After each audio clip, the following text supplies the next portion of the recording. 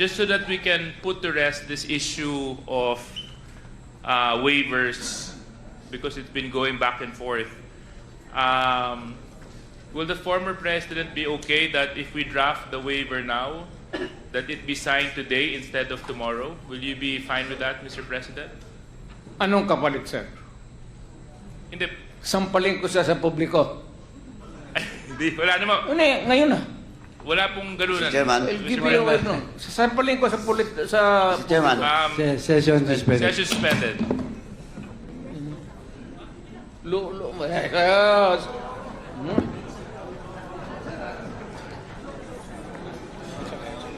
Sabit.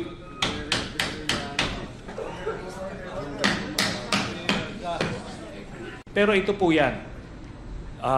Nakita nyo po kanina nung sinabi ni Chairman Suarez na kung pwede siyang pumirma, ano hong ginawa niya, nang gulo siya, no? Pero baka pwedeng ibalik natin dun sa issue na pipirma siya ng waiver.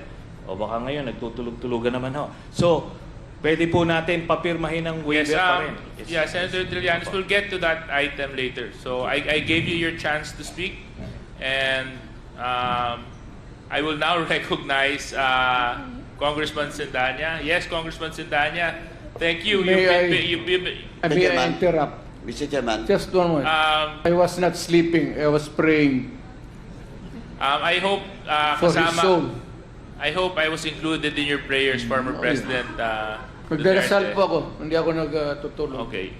Yes, Chairman Paduano. Mr. Chairman, since Mr. Chair, I am more particular on the case that you just have recently filed, the 6.4 million shabu, and that was filed before the Department of Justice, correct? Opo, yes, Mr. And Chairman. may we know, Mr. Chair, what is the status of this case pending before the DOJ? Ngayon po, nasa case build-up stage siya. Pero ano po ito, no? Open and shut case ito dahil yung ibang involved dito na akusado ay actually na-convict. So they will just be using the same set of evidence.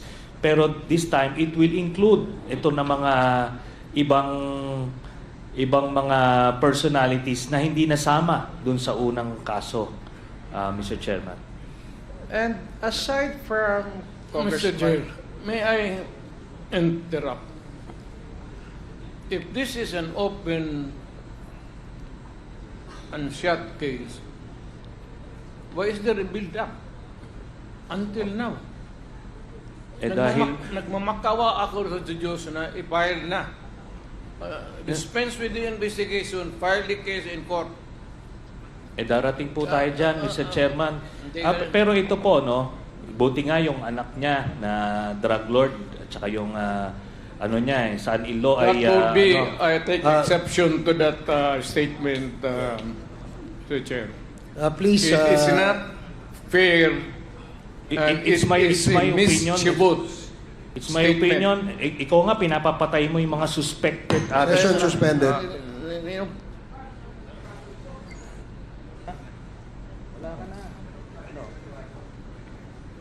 Sani. Sani.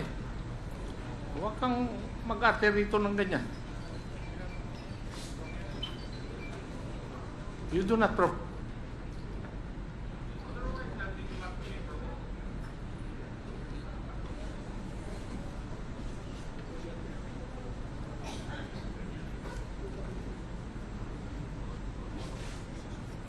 Please avoid calling names. We can conduct this hearing professionally and calmly.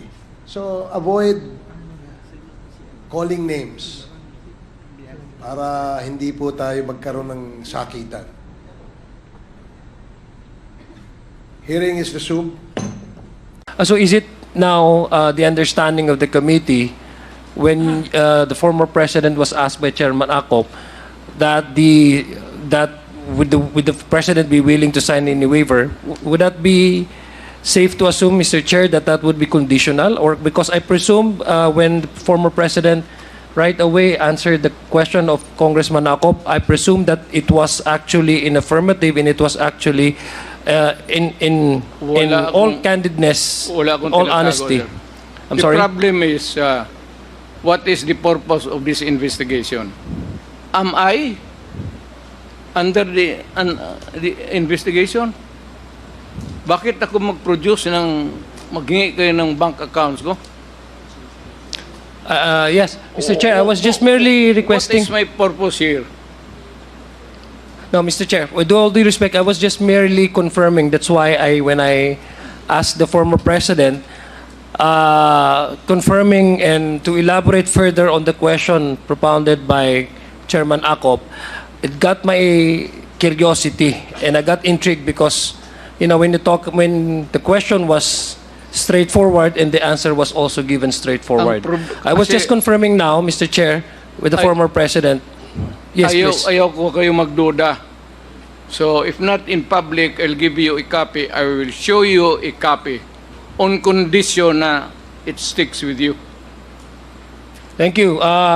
With that, Mr. Chair, I guess it was clarified by the president. I would have wanted, for example, for the response of the former president to really be in accordance with how he responded in affirmative, but based on the clarification right now, Mr. Chair, it seems that it was conditional, no, Mr. Chair. Just for a confirmation lang po and for clarification, Mr. President. Hindi, ang kasi ang Mr. problema Chairman. sa joint account kasi yan. So, I had it back of my mind about my wife. Okay, I understand that, Mr. Chairman, Mr. I'm President. sure you have a wife and you have bank accounts. Yes, I have a lovely wife, yes, Walang Mr. solo President. dito na may bank account tayo. It's always, pagka may asawa ka, joint talaga yan. That is the Filipino way of doing it. Thank you, Mr. President, Thank you. for your straightforward answers. Thank you, Congressman Mr. Chairman. Adjong. Mr. Chairman. Yes, former Senator Gonzales. Well, just for the record, joint account between Duterte and Vice President Sara Duterte. So sila not the wife. Yun po ang dun sa nakuha natin. And just like what I anticipated earlier, Mr. Chairman, na yung pagsasabi niya na he's willing to sign a waiver, it's the same thing. It's always a bluff. Ngayon, yung sasabihin niya, sasampalin daw ako, pipirma siya ng waiver, sige po, pwede, papayag ako, sampalin niyo ako, pero pirma muna kayo sa waiver. Hindi Mr. pa rin. Chair, So, it's a Mr. Chair, the point of order, just to maintain decorum in this proceeding, and just to be fair, may we request the former senator not to provoke Okay. any resource persons because that won't do any good to anyone. I apologize, Please, Mr. thank you Chairman. very much, Mr. Chair.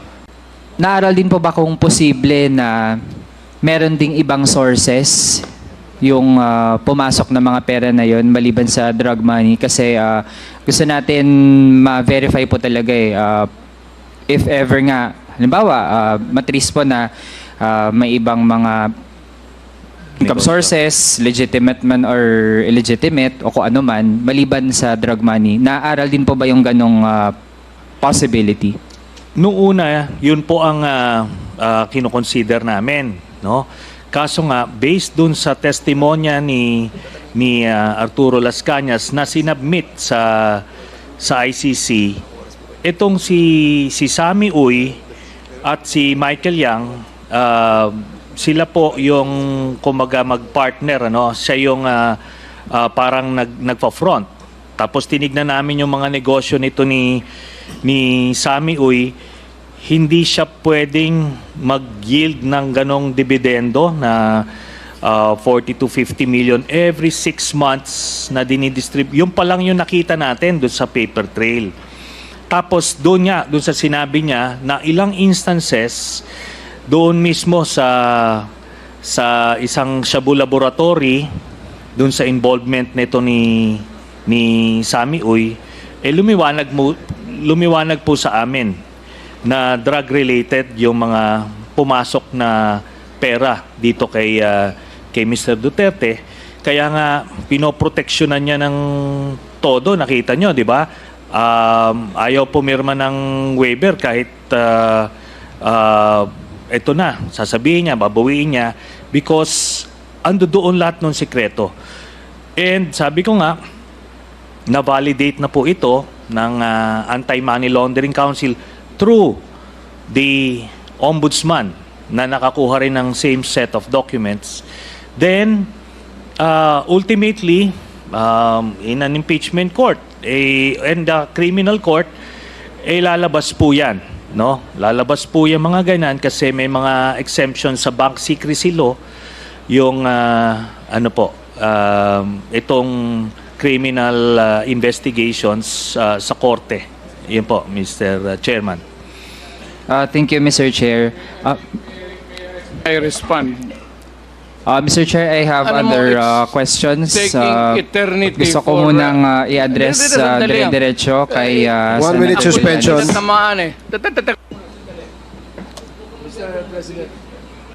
Naaral din po ba kung posible na meron ding ibang sources yung pumasok na mga pera na yon maliban sa drug money? Kasi gusto natin ma-verify po talaga if ever nga, halimbawa, matris po na may ibang mga income sources, legitimate man or illegitimate o kung ano man, maliban sa drug money. Naaral din po ba yung ganong possibility? Nung una, yun po ang kinoconsider namin, no? Kaso nga, based dun sa testimonya ni Arturo Las Cañas na sinabmit sa ICC, itong si Sammy Uy at si Michael Yang, sila po yung kumaga mag-partner, ano? Siya yung parang nagpa-front. Tapos tinignan namin yung mga negosyo nito ni Sammy Uy, hindi siya pwedeng mag-yield ng ganong dividendo na 40 to 50 million every 6 months na dinidistribute. Yung pa lang yung nakita natin doon sa paper trail. Tapos doon sa sinabi niya na ilang instances doon mismo sa isang Shabu laboratory, doon sa involvement nito ni Sammy Uy, lumiwanag po sa amin na drug-related yung mga pumasok na pera dito kay Mr. Duterte. Kaya nga, pinoproteksyonan niya ng todo. Nakita nyo, di ba? Ayaw pumirma ng waiver kahit ito na, sasabihin niya, babawiin niya because ando doon lahat ng sikreto. And sabi ko nga, na-validate na po ito ng Anti-Money Laundering Council through the Ombudsman na nakakuha rin ng same set of documents. Then, ultimately, in an impeachment court and the criminal court, lalabas po yan. No? Lalabas po yung mga ganyan kasi may mga exemption sa bank secrecy law yung itong criminal investigations sa korte. Yun po, Mr. Chairman. Thank you, Mr. Chair. I respond. Mr. Chair, I have Alam mo, other it's questions. taking eternity Gusto ko for, munang i-address Sandali lang. dire-diretso kay 1 minute Senator suspension. Llanes. Tamaan eh.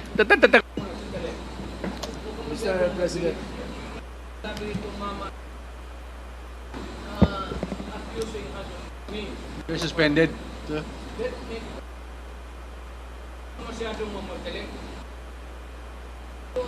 Wala, suspended. Suspended tayo, ha?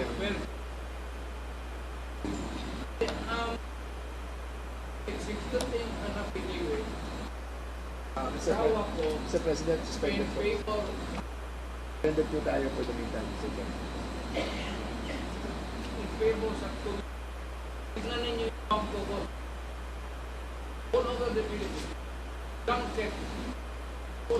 Suspended po tayo.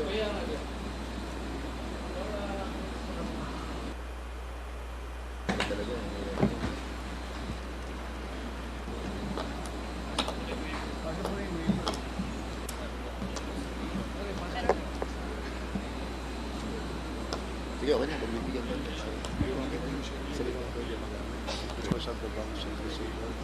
Hearing is resumed. Mr. Chair, if the committee would like to hear first from the former president, I would indulge in that. Ano mo, bawal yan. to reveal a bank account, even piso lang yan, or 1 billion. Ano mo ba yan? You make it public here. Hindi mo ba alam that I could charge you for that alone? That single statement, I can send you to prison. I guarantee you. Hindi mo ba alam yan? Mr. Chair, if our resource person is done, hindi po tayo nathithreaten doon. And Hindi in fact, nathithreaten. Mr. Chair, Produce pinakinggan the na po natin. document. Mr. Chair, I have the substantiate floor. what you charge. Suspension again. Because I will be charging you.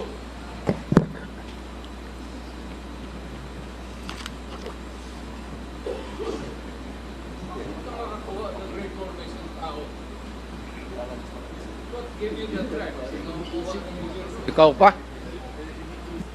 Ano ka man? Sino bang niluloko mo dito?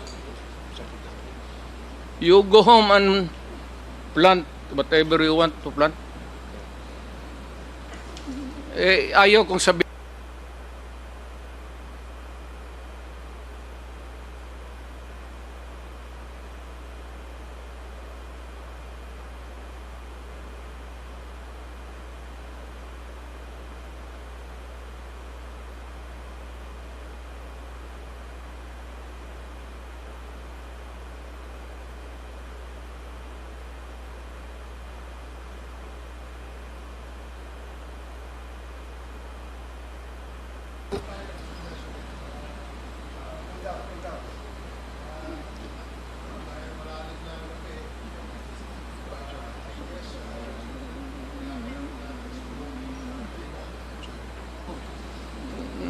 Torpedo, sir. Hearing is resumed.